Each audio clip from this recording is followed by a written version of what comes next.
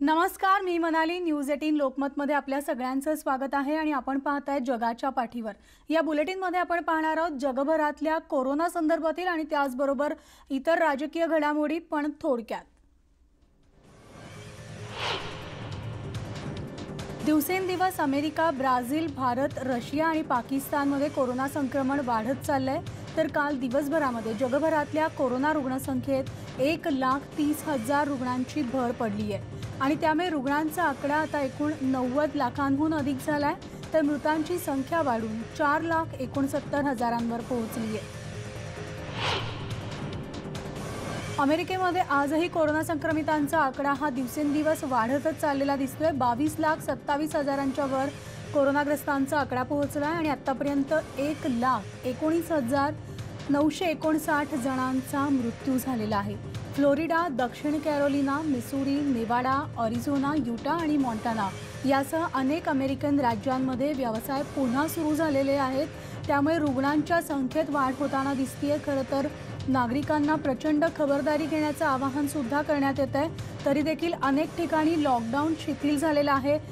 बाजारपेठा आहेत, व्यवसाय जे आहेत ते ओपन झालेले आहेत आणि त्यामुळे कोरोनाग्रस्तांच्या संख्येमध्ये, रुग्णांमध्ये सुद्धा मोठ्या प्रमाणात वाढ होताना दिसतेय. कोरोनाचा प्रादुर्भाव अमेरिकेनंतर ब्राझीलमध्ये सगळ्यात जास्त झालाय. ब्राझीलमध्ये जवळपास 11 लाख कोरोनाग्रस्त आहेत. तर कोरोनामुळे आतापर्यंत 50,000 मृत्यू झालेत. चाचण्यांचं प्रमाण वाढलं की रुग्णसंख्या वाढण्याची शक्यता अधिक असल्याचा अंदाज तज्ज्ञांनी वर्तवलाय. तर जुलैच्या अखेरीस पाकिस्तानमधील कोरोनाची रुग्णसंख्या 10 लाखांवर जाईल अशी भीती तज्ज्ञांनी व्यक्त केली आहे. सध्या पाकमधील रुग्णसंख्या 2.25 लाखांवर पोहोचली आहे. लॉकडाऊन रद्द केल्यावर केसेस वाढण्याची भीती आहे, कारण पाकमध्ये खूप कमी लोक सोशल डिस्टन्सिंगचे नियम पाळतात. तर चीनची राजधानी बीजिंगमध्ये मोठ्या संख्येनं कोरोना चाचण्या सुरू आहेत. तिथं देखील कोरोनाग्रस्तांच्या संख्येत मोठ्या प्रमाणावर वाढ होताना दिसतीये.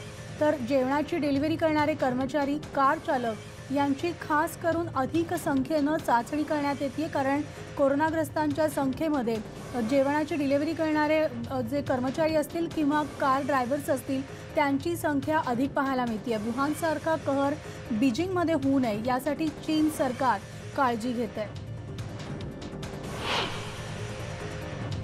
महत्त्वाच्या घटनात्मक बदलांवर रशियामध्ये या आठवड्यात मतदान होणार आहे. कोरोनाचा धोका टाळण्यासाठी मतदान एका दिवसात न संपवता 7 दिवस चालणार आहे. तर व्लादिमीर पुतिन यांनी 2036 पर्यंत अध्यक्ष राहता यावं या प्रस्तावातही बदलांमध्ये ठेवण्यात आलेला असून मतदानाचा अवधी वाढवल्यानं त्यावर लक्ष ठेवणं कठीण जाईल असं मत तिथल्या काही टीकाकारांनी मांडलेलं आहे.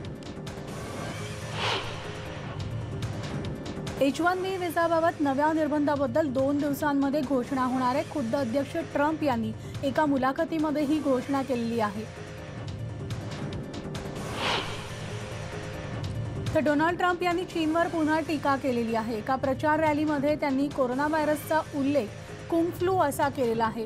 खरं तर डोनाल्ड ट्रम्प यांनी कायमच या व्हायरसला चीन व्हायरस असं म्हटलेलं होतं आणि आता त्यांनी कोरोना व्हायरसचा उल्लेख कुंग फ्लू असा सुद्धा केला. चीननं कोरोनाबद्दलची माहिती जगापासून लपवली असा आरोप ट्रम्प यांनी वारंवार केलेला आहे आणि पुन्हा एकदा मुलाखती दरम्यान त्यांनी चीनवर निशाणा साधलाय. अमेरिकेचे अध्यक्ष डोनाल्ड ट्रम्प यांना मूलभूत गोष्टींची देखील माहिती नसते असं मत माजी राष्ट्रीय सुरक्षा सल्लागार जॉन बोल्टन यांनी नोंदवलंय. फिनलँड हा स्वतंत्र देश आहे की रशियाचा भाग आहे असा प्रश्न त्यांनी एका सहकार्याला विचारला होता. तर असा गौप्यस्फोट देखील बोल्टन यांनी केलाय. ट्रम्प प्रशासन गोपनीय माहिती उघडकीस येण्याच्या चिंतेमुळे माजी राष्ट्रीय सुरक्षा सल्लागार जॉन बोल्टन यांच्या पुस्तकावर बंदी घालण्याची शक्यता आहे. मात्र बोल्टन हे पुस्तक प्रकाशित करू शकतात असा निकाल फेडरल न्यायाधीशांनी दिलाय. तर बोल्टन यांनी पुस्तक प्रकाशनावर बंदी येऊ नये यासाठी कोर्टात धाव घेतली होती आणि त्यामुळेच व्हाईट हाऊसकडून औपचारिक परवानगी न घेता बोल्टन पुस्तक प्रकाशित करू शकणार आहे.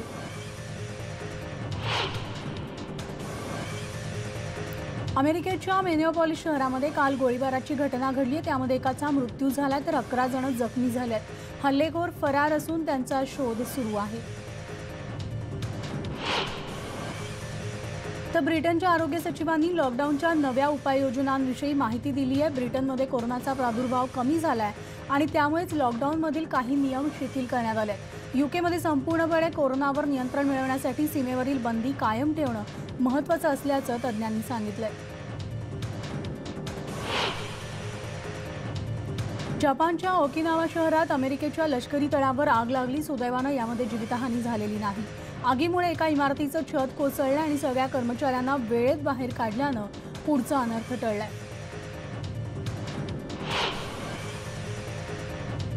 तर दक्षिण चीनमधील चॉंगकिंग शहरामध्ये 8 लहान मुलांचा बुडून मृत्यू झालाय। रविवार असल्यामुळे हे चिमुकले नदीकाठी खेळायला गेले होते, पण पाणी पातळी अचानक वाढली आणि त्यात त्यांचा दुर्दैवी मृत्यू झालाय।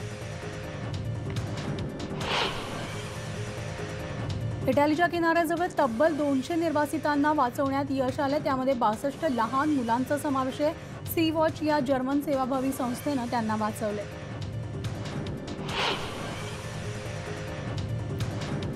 नॉर्थ कॅरोलिनामधील अधिकाऱ्यांनी आपलं आंदोलन अजूनही सुरू ठेवलंय। तर यावेळेस रालेमधील कॉन्फेडरेटचा पुतळा तिथं हटवण्यात आलेला आहे आणि हा पुतळा हटवल्यानंतर तिथं मोठा जल्लोषही झालेला आहे। तर यावेळेस विरोधकांनी इतर 2 संघीय पुतळ्यांची तोडफोड केल्यानंतर कूपर यांनी पुतळ्यांना हटविण्याचा आदेश दिला।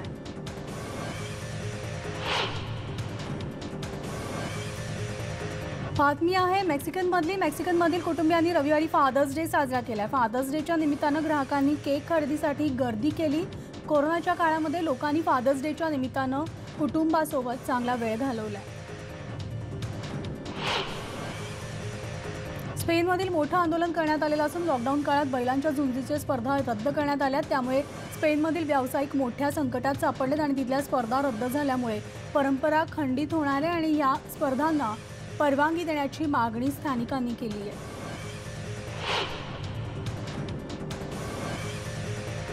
रिओ दी जानेरो इथं कोपाकाबाना बीचवर राष्ट्राध्यक्ष जैर बोल्सोनारो यांच्या समर्थकांनी आंदोलन केले। तर बोल्सोनारो यांच्या समर्थकांनी सर्वोच्च न्यायालयाच्या विरोधात आंदोलन पुकारले आणि बोल्सोनारो समर्थकांनी बॅनर झळकवत विरोध दर्शवलाय। लॉकडाऊनमुळे पर्यावरणाचं सौंदर्य आणखी खुलून गेलं आणि त्यामुळेच या पर्यावरणाचं संरक्षण करा असं आवाहन पोप फ्रान्सिस यांनी केलंय। सेंट पीटर स्क्वेअर इथं शेकडो नागरिकांनी फ्रान्सिस यांनी त्यांना संबोधित केलंय। तर स्पेनमध्ये लॉकडाऊनचे काही नियम शिथिल करण्यात आले। जुलैच्या पहिल्या आठवड्यामध्ये लॉकडाऊनचे निर्बंध कमी करणार असल्याची घोषणा सरकारनं केली आहे। युरोपियन देशांमधील इतर प्रवाशांना क्वारंटाईन न करता प्रवेश दिला जाणार आहे।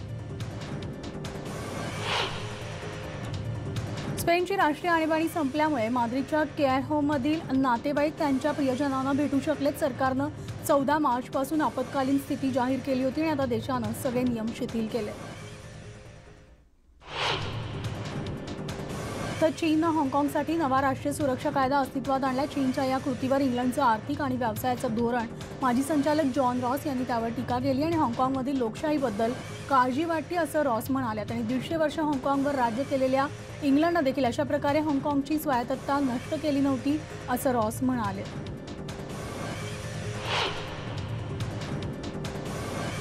चीननं हाँगकाँगमधल्या नव्या राष्ट्रीय सुरक्षा कायद्यातील मसुदा जाहीर केलाय। त्यानुसार राजधानी बीजिंगमध्ये राष्ट्रीय सुरक्षा एजन्सी स्थापन करण्यात येणार आहे। या समितीकडे काही महत्त्वाचे अधिकार देण्यात आलेले असून ती देशविघातक शक्तींवर थेट कारवाई करू शकणार आहे आणि त्यामुळेच हाँगकाँगच्या स्वायत्ततेला मोठा धक्का बसणार आहे। इंग्लंडमधील एका पार्कमध्ये माथे फिरून केलेल्या चाकू हल्ल्यात काही लोक जखमी झालेली होती। त्या प्रकरणी एका व्यक्तीला पोलिसांनी अटक केली आहे आणि या घटनेवर रीडिंग एजचे खासदार मॅट रॉड यांनी शोक व्यक्त केला आहे। पार्कमध्ये ब्लॅक लाईव्ह मॅटरची निदर्शनं झाल्यानंतर काही तासांनंतर ही घटना घडली आहे। चीनची राजधानी बीजिंगमध्ये कोरोनाचे रुग्ण सापडल्यानंतर आरोग्य विभागाकडून विशेष उपाययोजना करण्यात आल्या असून काही रुग्णालयांमध्ये खास कोरोनाग्रस्तांसाठी विशेष वॉर्ड तयार करण्यात आले आहेत। तज्ञ डॉक्टरांची समिती कोरोना रुग्णांवर करण्यात येणाऱ्या उपचारांवर विशेष लक्ष देखील ठेवणार आहे। रशियाचे अध्यक्ष व्लादिमीर पुतिन यांनी कोरोनाग्रस्तांची सेवा बजावताना मृत्युमुखी पडलेल्या वैद्यकीय कर्मचाऱ्यांच्या कुटुंबियांबद्दल शोक व्यक्त केला। तर पुतिन यांनी वैद्यकीय कामगार दिनी रशियातील आरोग्य कर्मचाऱ्यांसमवेत संवाद साधला आणि सेवा बजावताना मृत्यू झालेल्यांचं हे बलिदान देशाच्या इतिहासात कायम राहील असंही म्हटलं। तर मागील 5 वर्षांमध्ये 5.5 लाखांहून अधिक नागरिकांनी व्हेनेझुएलातून पलायन केलं आणि या सगळ्यांना अधिकृतपणे निर्वासित मानलं जाईल असं संयुक्त राष्ट्रसंघानं स्पष्ट केलं। या सगळ्यांना निर्वासितांसाठीची सगळी मदत संबंधित देशांनी द्यावी असंही युनोनं म्हटलं आणि त्यातील अनेक नागरिकांनी कोलंबिया, पेरू या देशांमध्ये आसरा घेतलाय। स्टोनहेंज या स्मारकाला दररोज हजारोंच्या संख्येनं लोक भेट देत असतात आणि तिथून सूर्योदय आणि सूर्यास्त पाहणंही पर्वणीच असते। पण कोरोना संसर्गामुळे हे वारसा स्थळ बंद करण्यात आलं आणि त्यामुळे तिथल्या सूर्योदय आणि सूर्यास्त आता ऑनलाईन पाहण्याची व्यवस्था प्रशासनानं केली आहे। तर अमेरिकेमध्ये अद्यापही कोरोना संसर्गाची स्थिती चिंताजनक आहे आणि अशा अनेक राज्यांनी लॉकडाऊन उघडण्याची घाई केल्यामुळे परिस्थिती आणखी बिघडू शकते अशी भीती येल विद्यापीठाच्या तज्ज्ञांनी वर्तवली। लॉकडाऊन शिथिल करणाऱ्या फ्लोरिडा, जॉर्जिया, टेक्सास आणि ओरिझोना या राज्यात जून महिन्याच्या सुरुवातीपासूनच संक्रमण वाढत असल्याचं दिसून आलंय। कोरोना संसर्गामध्ये चीननं दिलेल्या मदतीबद्दल अनेक आफ्रिकी देशातील नेत्यांनी आभार मानलेत। चीननं या देशांना वैद्यकीय मदत तसंच डॉक्टरांची पथकं पाठवली होती आणि आंतरराष्ट्रीय समुदायाला सहकार्य बळकट करण्यासाठी आणि रोगाचा पराभव करण्यासाठी चीननं उचललेल्या पावलाचं आफ्रिका शिखर परिषदेदरम्यान कौतुक करण्यात आलंय। निर्बंध कमी केल्यानंतर पुन्हा एकदा रशियन प्रीमियर लीगला सुरुवात झाली आहे। मॉस्कोमध्ये व्हीबी अरेना आणि झेनिट सेंट पीटर्सबर्ग यांच्यामध्ये सामना झालाय। तर स्टेडियममध्ये एकूण क्षमतेच्या केवळ 10% प्रेक्षकांनाच परवानगी देण्यात आली असून जवळपास 2000 लोकांनी स्टेडियममध्ये या सामन्याचा आनंद लुटलाय।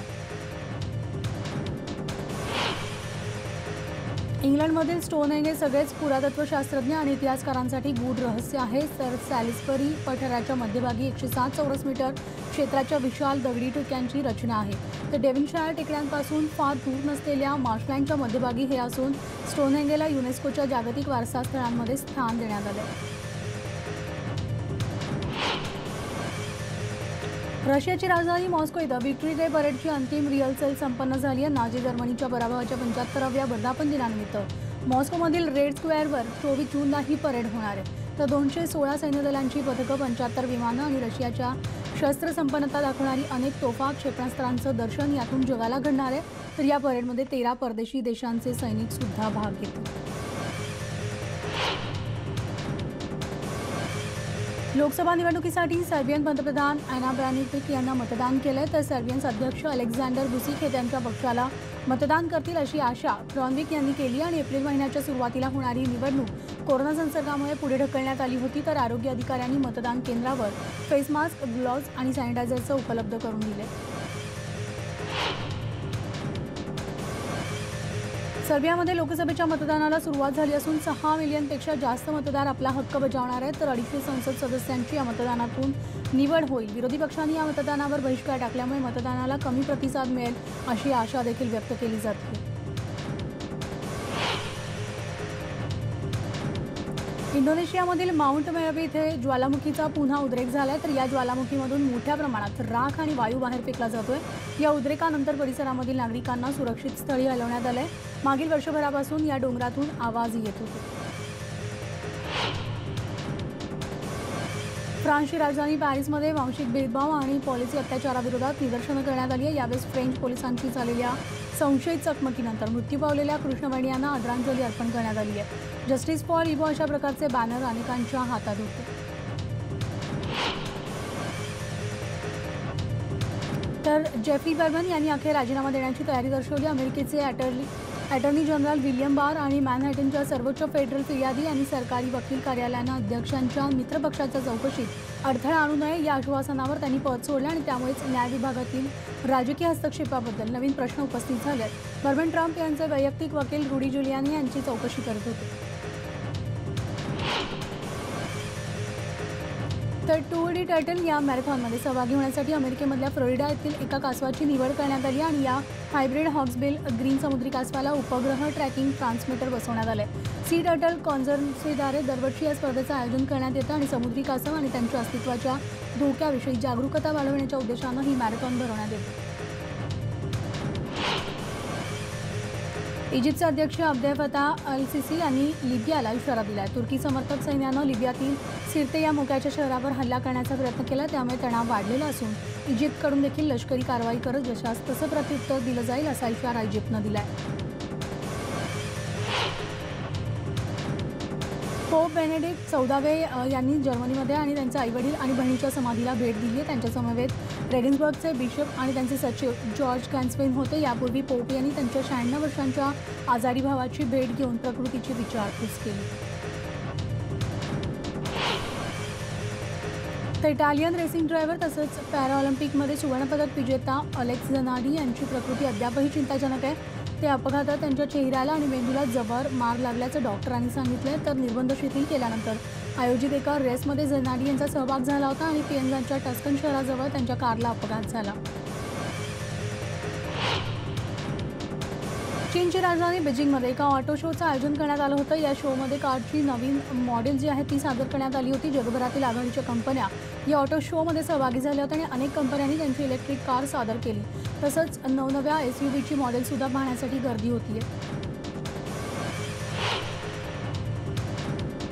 तर इटालीतील तंत्रज्ञ आणि कामगारांनी जेनोआमधील नवीन पुलाच्या पायाचं काम पूर्ण केलं आणि हे काम करण्यासाठी 2 आठवड्यांचा वेळ लागला. तर या पुलाचं बांधकाम आता शेवटच्या टप्प्यात येऊन पोहोचलं. ऑगस्ट 2018मध्ये बांधकामातील त्रुटीमुळे जेनोआ पूल अर्धवट कोसळला होता आणि या अपघातात 43 जणांचा मृत्यू झाला आहे. यानंतर एक छोटासा ब्रेक घेऊन लगेच परततोय. पाहत राहा न्यूज 18 लोकमत.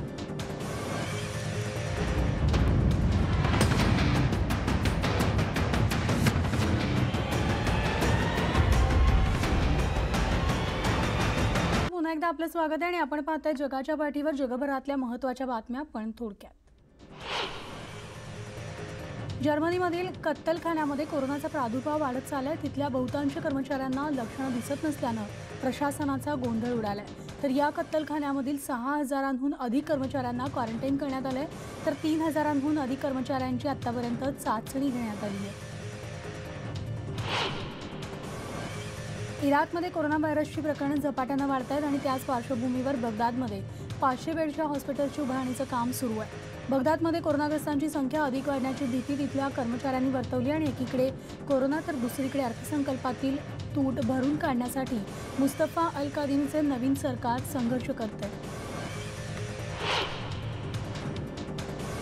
ब्लॅक लाईव्ज मॅटरच्या चळवळीच्या समर्थनार्थ हजारो लोक लंडनमध्ये एकत्र आलेत. लंडन, मँचेस्टर आणि ग्लासगो या शहरांमध्ये चळवळीच्या समर्थनार्थ आंदोलन करण्यात आलंय. तर न्याय मिळेपर्यंत लढा सुरूच राहणार असल्याचं आंदोलनकर्त्यांनी म्हटलंय.